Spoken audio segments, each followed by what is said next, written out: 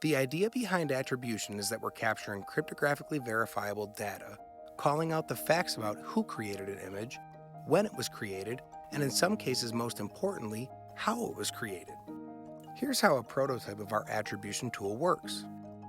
Now, this is a lighthearted example, but it should make clear how the CAI will impact photojournalism, creative work, and social media sharing.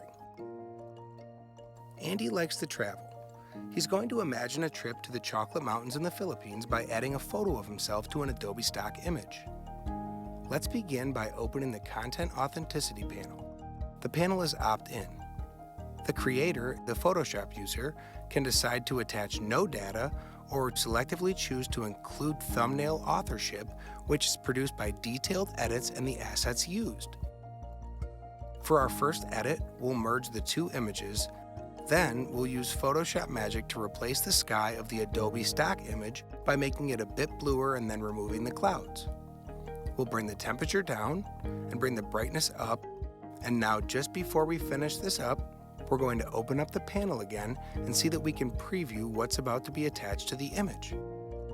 We'll start by showing that we pulled the background from Adobe stock and have the photo of Andy in his backyard. The preview panel is here to show what the end users will see. We will share that Andy produced this image. It was produced with Adobe Photoshop and was cryptographically signed by Adobe, inclusive of additional metadata. AI-assisted tools were used in its production, other assets were used, and there were changes and edits applied. We can choose not to include the before thumbnail now, and can choose not to include Andy's identity. This is entirely opt-in. We can turn things on and off per use case. For the moment, we'll leave all of the options toggled on and then we'll export. One thing to point out before completing the export is the ability to turn off content authenticity. We will once again preview the data that we're about to share. This is uploaded to Andy's Behance account, and here's the image that we created. If we open it on Behance, we can see that this image has CAI data attached to it, and there's a new information icon in the upper right corner. This content information shows the user's information of what was captured as part of the Photoshop experience, who produced it, and what assets were created. We can now see it's been signed by Adobe.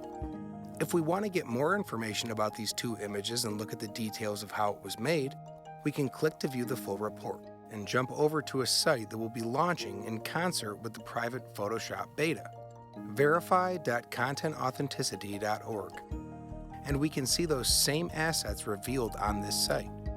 Now, as we click on the stock image, we can see all of the data that came along with the stock image and its CA information, including Tanya Keisha's name, the photographer of the Adobe stock photo, and other data about the photo, including how it was captured and the camera metadata.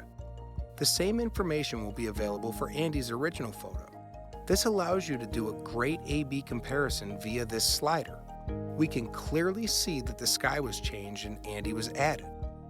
Now, that's just a brief overview of how content authenticity will work in Photoshop. This is just the start of our efforts. We will continue to test this tool with Photoshop and Behance users in the coming months, and we also plan on collaborating with our partners in the Content Authenticity Initiative to accelerate progress for the creative community and society.